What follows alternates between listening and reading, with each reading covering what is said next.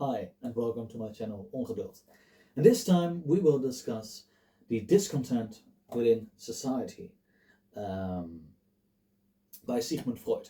So I have the English or the Dutch translation, which is called Het onbehagen in de cultuur.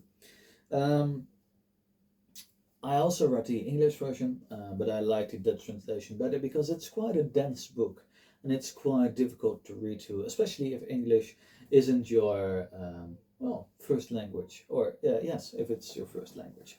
So that's why I decided to buy the Dutch version and read through the Dutch version. And so this is I think the second time that I've read the book, and I was able to follow along with the book quite a bit better. But still, I need to warn people that. Well, it uses quite a lot of Jesus, I am sorry. Quite some terms used within Freud's own branch of psychology. I will keep it there. Keep with me. I'm dyslexic, so help me out. Okay, so I read the book and it was really interesting. I read two books actually this week or last week. Um, I read The Incoherence of Philosophy of the Philosophers of Al-Ghazali, which I also made a video of, so feel free to check it out. But also this book. And this book by Freud, what did he do? He tried to look at his current society. So that was the society of a few decades ago, and why there was some discontent within the society and why it didn't work, or at least in his interpretation, what the underlying fundamental problems were within this society. So what he starts off is with a sort of critique on God, and what he does is he notes that a patient of his writes him and states that there's a sort of oceanic feeling which he feels. And this oceanic feeling is a feeling that overwhelms him with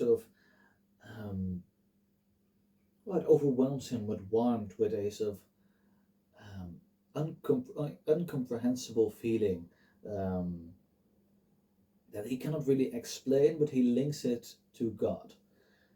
And therefore, he starts being quite critical because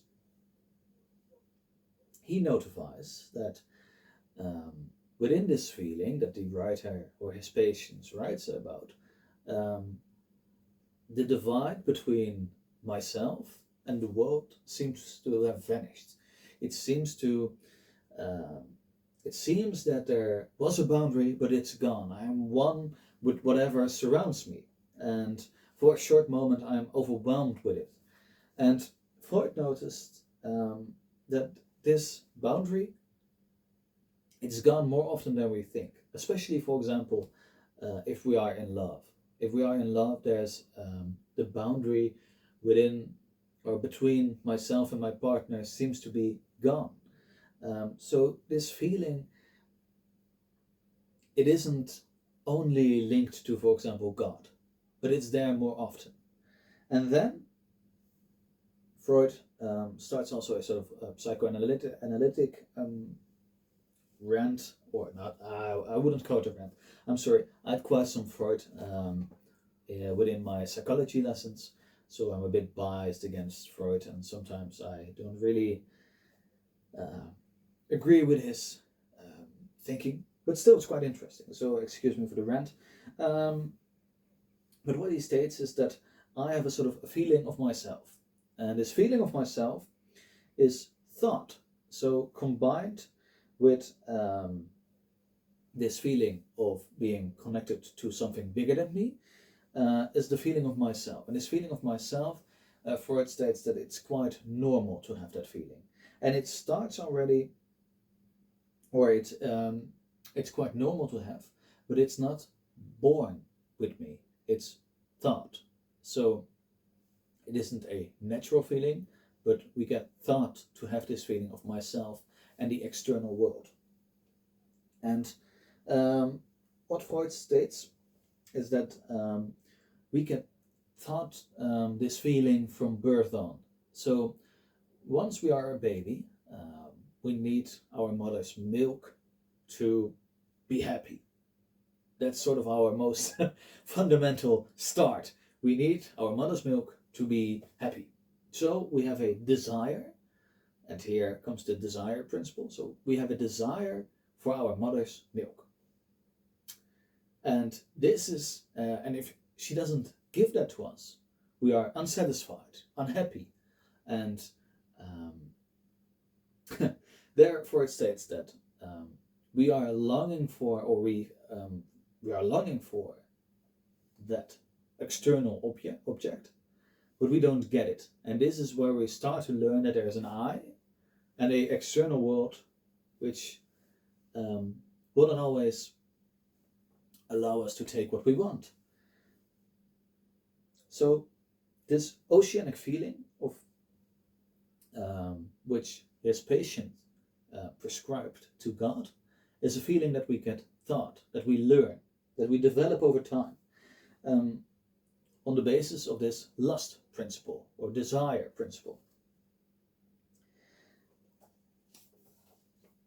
And over time, we categorize consistently between that which is ours, which is sort of myself as a subject, and that what is the outside world or the external world, so objects surrounding me. And this is all based on this desire principle. And according to Freud,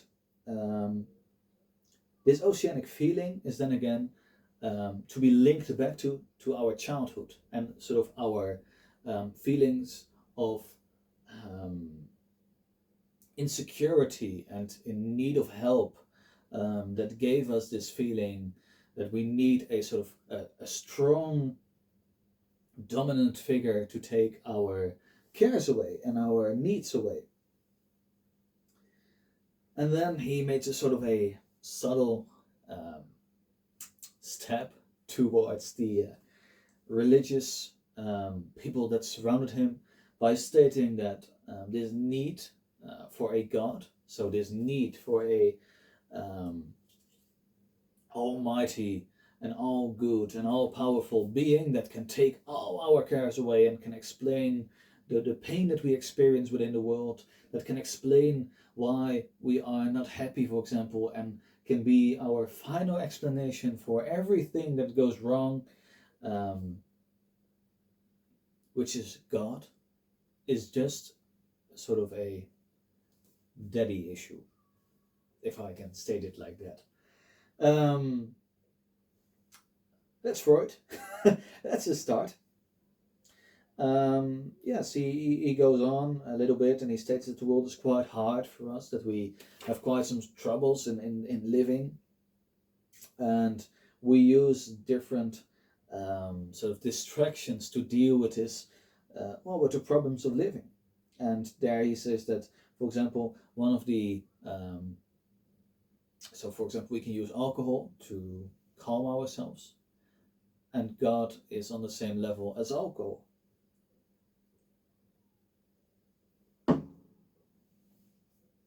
So, furthermore, to go on and go to the next chapter, at a certain point, Freud starts writing about culture.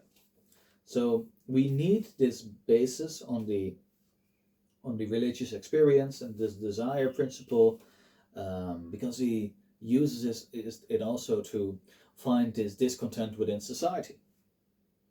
So what he noticed is that, or what he writes is that he is quite critical of society in its current form, but at the same time, he isn't a sort of primitivist. He does not want us to go back to a sort of natural state, but he wants to analyze where our discontent comes from within society.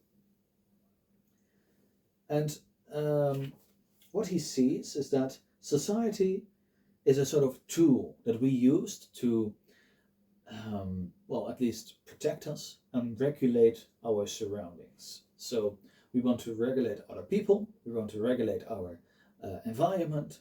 We want to regulate the nature that, well, surrounds us. And that's why we have society. It's a tool that we use, that we need. And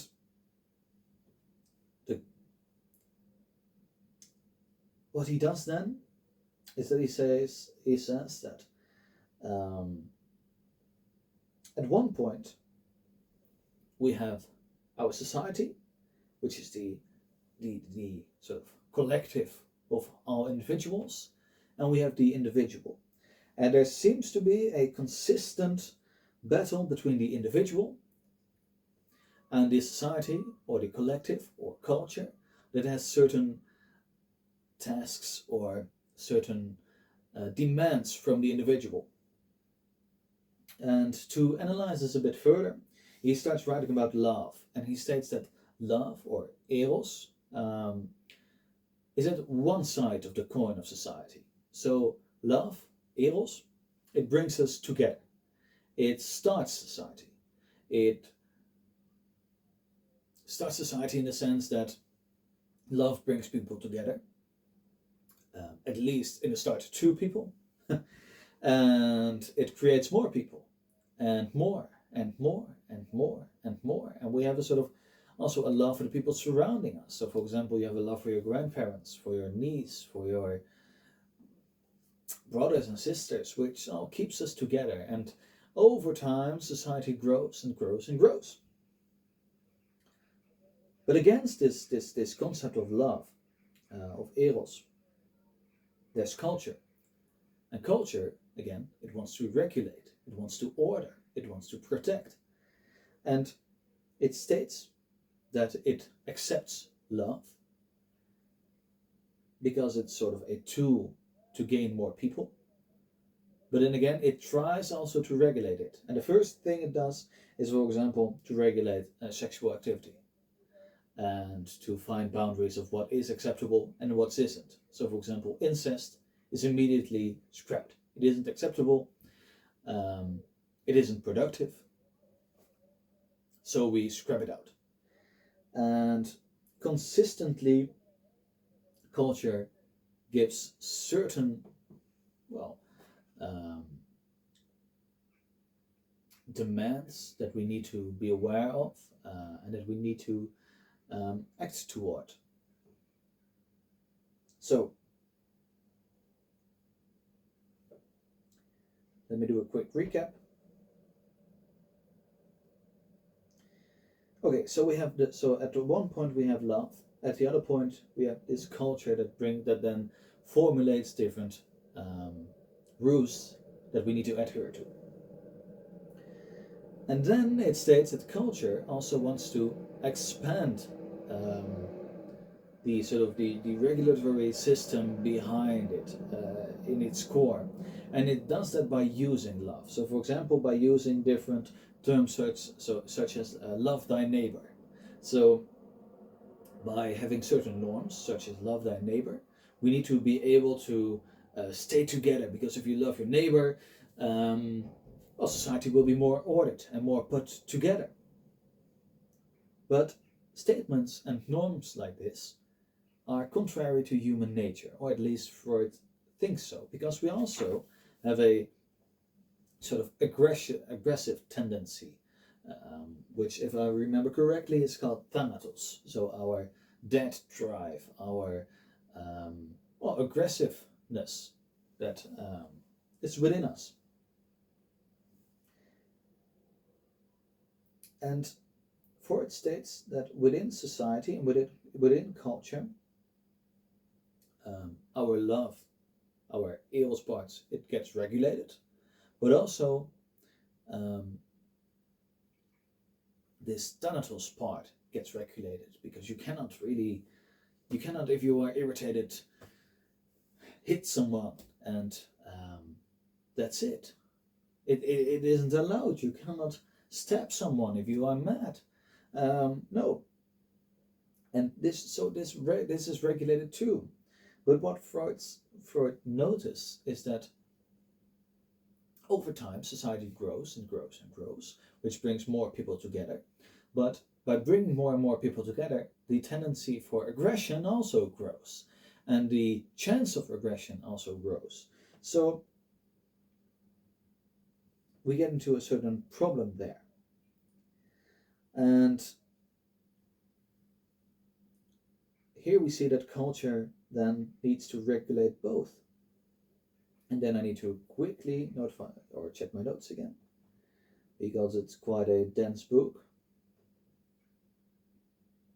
So yes, what Freud then noticed and states is that what we do if we cannot express our aggression is we internalize it, and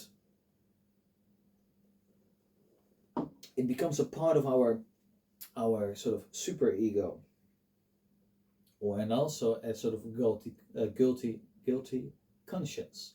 So what happens over time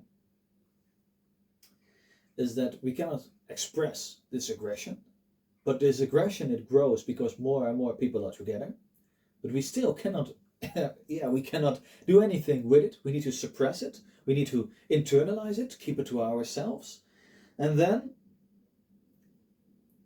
it becomes a sort of superego. It becomes a guilty conscience. It sits inside us.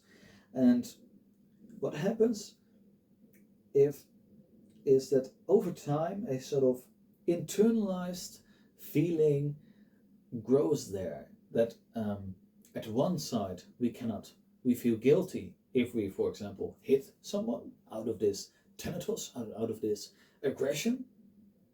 But at the same time, we feel guilty because we, in our heads, have violated the norms that society lays upon us. So, in both ways, we feel guilty. We feel a suppressed feeling that we cannot externalize or express. And Freud's also noticed this.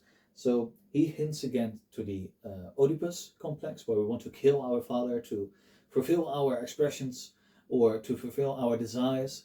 And he states that whatever happens, if we kill the father or not, in both cases we feel bad, and we feel that we